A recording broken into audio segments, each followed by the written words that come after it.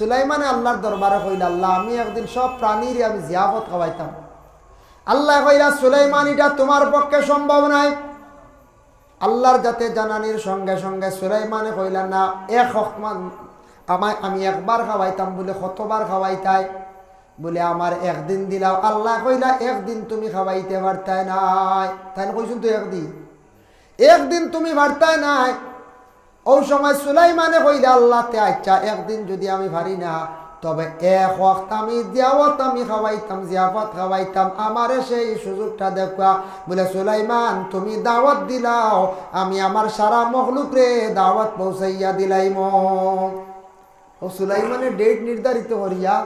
এক ওয়াক্তর দাওয়াত দিলা আর খানি রেডি করলা। আর আল্লাহ উঠিয়া কইলা, ফয়লা খাওয়াই দিও সাগরের মাছর,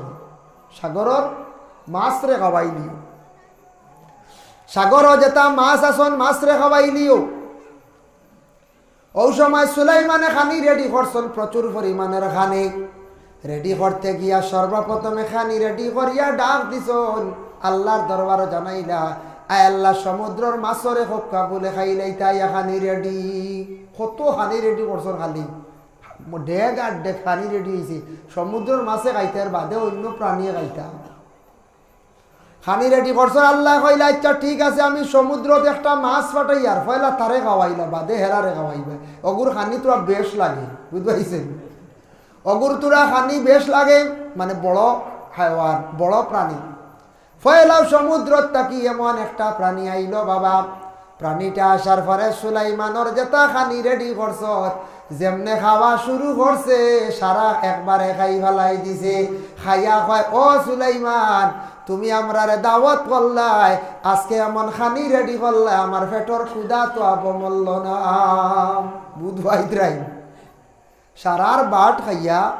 কয় আবো পেটর ক্ষুধা মরছে না, আবো বাকি সারা মাছ রইলা, দুনিয়ার প্রাণী বাকিগুলো রইছ,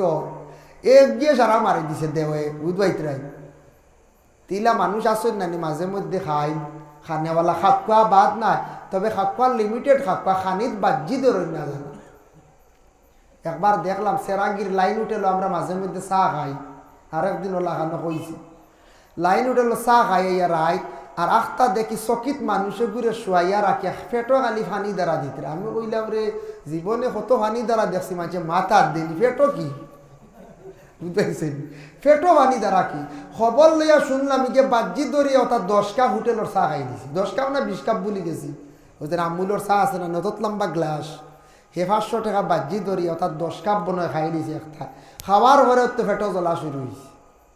কোনটা ইতা চা 10 কাপ খাই অকল মানুষ টিকিতে পারবে, বড় বড় খাপ, হ্যাঁ। আর তাও এটা জাক্কা আমুল, এটা কোনো ফায়দাজনক নাই। ও বাজ্জি দরাত লাগ, বাজ্জি দর 500 লাগে মরি যায় আর পেটো জ্বলা শুরু হয়েছে, বুঝাইছে? ও আউরি বাজ্জি দরতা না, ওইলা হয়েছে 1 কেজি জিলাপি খাইয়া বাদে হসপিটাল নেওয়া লাগছে। রোজা মাস খাই নিছে কিন্তু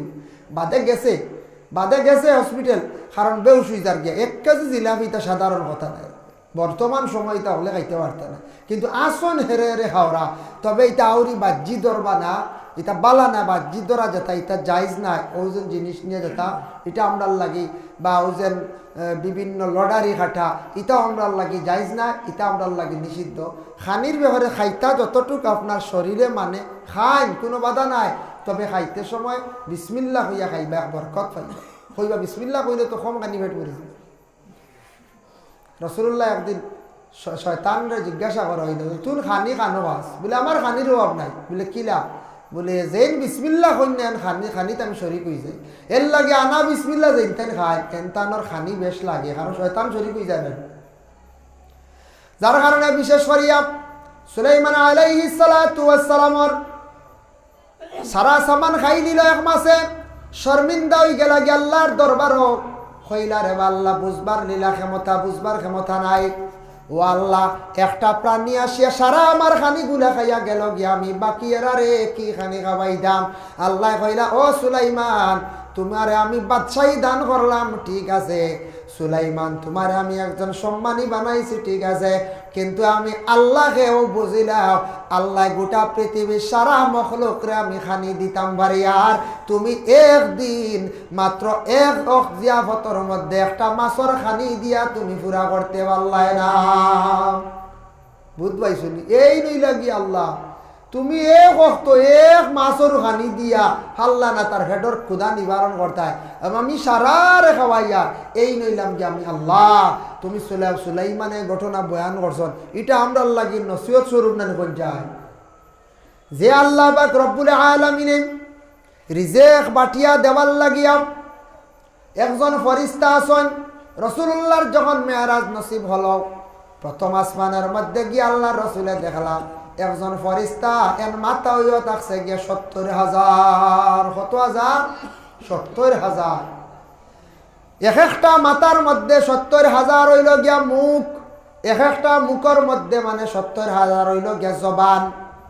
ওই সময় জিব্রাইলকে প্রশ্ন করলা ও জিব্রাইল ই ফরিস্তাকে অত মাথা আলা দেখি আমার বড় ডর লাগে জিব্রাইলে জানাইলে ইয়া রাসূলুল্লাহ ইয়া হাবিবাল্লাহ ৭০,০০০ মাথা দেখছন ৭০,০০০ মুখ দেখছন ৭০,০০০ জবান দেখছন এই নই লাগে আল্লাহর একজন ফরিস্তা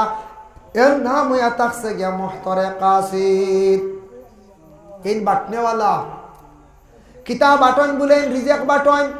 দুনিয়ার জমিনও যত মানুষ আছেন সারা মানুষের রিজেক গুলা তান বাটিয়া দিয়া তখন খার রিজেক কতটুক হইতো খার রিজেক কতটুক আল্লাহ দিতা খারে কতটুক দেব হয়েছে ওগুলা তাই নিজে বাটিয়া সমঝাইয়া নের গতিকে মহতরে কাসিদ যেই নাচন এই নই লাগিয়া রিজেক বাটনেওয়ালা এন কি রিজেক বাটনেওয়ালা এর জন্য আল্লাহর যাতে এক একজন ফরিস্তা হলারে এক একটা দায়িত্ব দিয়া রাখছন এক একটা দায়িত্ব দিয়া রাখছন এর জন্য দয়া করি আল্লাহ কে ওয়াস্তে আমি জুমার দিনের দিন ফজিলত বয়ান করলাম বাবা জুমার দিনের সারা আমরা পুরুষ লোক যারা আছি আমরা দয়া করি আল্লাহ কে ওয়াস্তে আওলাদ হলরে মসজিদের মধ্যে লইয়া যাইতাম মসজিদে যাওয়া শিখাইতাম জুমার নমাজটারে সহি শুদ্ধ করিয়া সুন্দর করিয়া জীবনে পড়ার চেষ্টা করত এক জুমা থাকি আর এক জুমার ভিতরে রাসূলুল্লাহ ফরমায়েন বলে তার সগীরা तमाम গুনাহ খাতারে সগীরা গুনাহরে আল্লাহর যাতে কি করন মাফ দিলাই যার জন্য জুমার দিন আল্লাহর অসংখ্য ফরিস্তা হল নাজিল হইয়া থাকত যারা জুমার নামাজ যায় না বিলকুল গুরুত্ব দেয় না জুমার নামাজের গুরুত্ব বিলকুল তার মধ্যে নাই জুমার নামাজ পড়ে না জানিয়া রাখবা আল্লাহর রাসূলে ফরমায় কিয়ামতের দিন এই গুরু মানুষ সকলরে আল্লাহ পাক রব্বুল আলামিনে আলাদা করিয়া হাশরের ময়দানে রাখবা বলে খেনে দুনিয়াত তুমি জুমা পড়িছো না জমা হইছো না মহল্লা জমা হইছো না জুমা পড়িছো না মহল্লাদারি তুমি মানছো না মহল্লার আদেশ মানছো না মহল্লার নিয়ম নীতি মানছো না একা একা রইছো আইস তুমি তাকো একা তোমারে এখনো পর্যন্ত খেয়রর সঙ্গে নেবা হইতো নাই এর জন্য আল্লাহ কে ওয়াস্তে দয়া করিয়া সারা সুন্দর হইয়া জুমার দিন নমাজ খানো যাইতাম সুন্দর করিয়া জুমার নমাজ খান পড়তাম জুমার দিনর আমরা প্রত্যেকে গুরুত্ব দিতাম আল্লাহ পাক রব্বুল আলামিন আমরা প্রত্যেকরে বেশি বেশি করিয়া সহি শুদ্ধ করিয়া সুন্দর করিয়া নামাজ রে পড়িবার আল্লাহ কি করতা তৌফিক দিতা সবে আল্লাহুম্মা আমিন মুহতারাম হাজিরিনে কেরাম এর লাগি যে কোনো জায়গার মধ্যে গিয়ে নামাজ পড়কা কোনো বাধা নাই জুমার মাসলাইয়া থাকছে গিয়া আর এক ময়দানও আজকে বড় এক জমাত যে মসজিদে যাইতে পারতা নাই অন জুমা পড়িলেই বা সারাই মিলিয়া আছে না আরো ময়দান জুমা মাঝে মধ্যে বড় হয় না হয় নতুবা জুমা হইতো গিয়া শহরের মসজিদ এখন তো মসজিদ গ্রামে গ্রামে সব জায়গা মসজিদ জুমা হয় এটার শহর দরিয়া নেওয়া রাস্তাঘাট হয়ে গেছে গিয়া কারেন্ট লাইট এটা সব তাক ফিনফিনা এটা এখন শহর লাগান নানি এক মেসাবে পড়িসলা কিতাব মাসলা আছে বলে কিতাব পড়িস বলে জুমা লাগে শর্ত হইল গিয়া শহর লাগে তাই শহর দি অর্থ লইছন মনে করছেন মানে টাউন বন্দর যেটা টাউন ওর জন্য বিশেষ করিয়া তাই না আবার দেওবন পাশ করিয়া ইয়া কইলা গ্রাম যেনটা জুম্মা পড়িত্রা ইতা জুম্মা হইতো না বেকিয়ালে আর এটা হই দিছিলাম তাকে বেকিয়ালে কোনো মাসলা দিলেই নেই হ্যাঁ বেকিয়ালে মাসলা দিন বাদে ভুল হয়ে যায় তা হতার প্রসঙ্গে কোনো সময় হয়ে যায় কোনো সময় বেকিয়ালে কেউ মাতি দিন না কোনো কোনো সময় মাতি দিন বাদে মানছে উঠিয়া কইলাম এর নাম আসলো আঞ্জমন মানছে উঠিয়া কইলা রে বা আমরার দেশের এক ফুয়া তাই দেওবন তাকি ফড়িয়া আইসন আঞ্জমন গাঁও তাই এখন বলে জুম্মা বন বাদে দেখা যায় তান একবারে বিলকুল দাওয়াত বন্ধই বনানি করছে জুম্মা বন্ধ করলে কেউ দাওয়াতও রাখবেন না এর লাগি বিশেষ করে আল্লাহকে বন্দেগান জুমার নমাজ পড়া হয়ে গেছে যে মসজিদ আপনারা নমাজ পড়িতরা এই মসজিদ নমাজ পড়িলেইবা কিন্তু কিয়ামতের আগ পর্যন্ত এই জায়গাটা এখান থেকে যদি মসজিদ ডুলাইলাই অন্য জায়গাত নেন গিয়ে কারণ বশত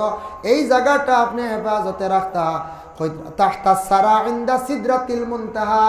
সিদরাতুল মুনতাহা এবং তাহতা সারা পর্যন্ত যে জায়গাত জুমার নামাজ পড়া হয়ে যায় জামে মসজিদ বনি যায় অতটুক পর্যন্ত সম্পর্ক হয়ে যায় গিয়া